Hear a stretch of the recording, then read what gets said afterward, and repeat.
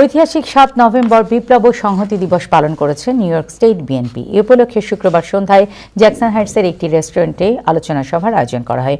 সংগঠনের সভাপতি মোহাম্মদ ওলিউল্লাহ আতিকুর রহমানের সভাপতিত্বে অনুষ্ঠিত সভায় বক্তব্য রাখেন বিএনপির জাতীয় নির্বাহী কমিটির সদস্য আব্দুল লতিফ সম্রাট ও গিয়াস আহমেদ, যুক্তরাষ্ট্র বিএনপির নেতা গোলাম ফারুক শাহীন, সাইদুর রহমান সাঈদ, মাহমুদা শিরিন সহ আরও অনেকে।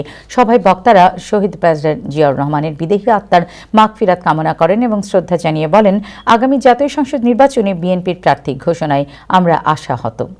কারণ যুক্তরাজ্য থেকে ৩ জনকে মনোনয়ন পেলেও যুক্তরাষ্ট্র থেকে একজনকেও মনোনয়ন দেওয়া হয়নি। অথচ যুক্তরাষ্ট্র ফ্যাসিবাদ বিরোধী আন্দোলন করতে গিয়ে বিপুল পরিমাণ বিএনপি নেতাকর্মীরা মামলা হামলার ভয়ে নিজেদের মা বাবা মারা গেলেও বাংলাদেশে যেতে পারেনি।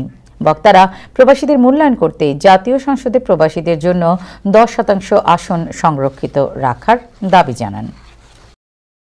বাংলাদেশের গণতন্ত্রায়নে ফ্যাসিবাদ পতনে যুক্তরাষ্ট্র বিএনপি নেতাকর্মীদের অবদান অপরিসীম। দীর্ঘদিন যাবৎ আমরা বাংলাদেশে যেতে পারিনি। এই ফ্যাসিবাদের বিরুদ্ধে আমরা কথা বলবার কারণে আমরা আন্দোলন করেছি জাতিসংঘে হোয়াইট হাউস ক্যাপিটাল হিলে এই ফ্যাসিবাদের বিরুদ্ধে। সেই কারণে আমরা চাই, সবসময় আমরা বলে আসছি যে প্রবাসীদের মূল্যায়ন করতে হবে। প্রবাসীদের থেকে 10% কোটার মাধ্যমে সংসদে সচিবালয়ে আমাদের প্রতিনিধি থাকতে হবে।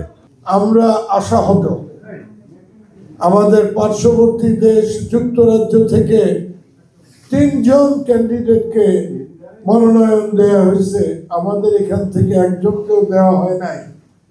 কত লোক এখানে আছে মা মরে গেছে যে মাটি দিতে পারে নাই ভয়ে, কারণ বিএনপি করে বাবার মাটি দিতে পারে নাই। উচ্চকক্ষ করবেন, সেই উচ্চকক্ষে মিনিমাম লন্ডন থেকে 3 জন পায়, তারা নিয়োগ থেকে 7 জন পাইতে হবে।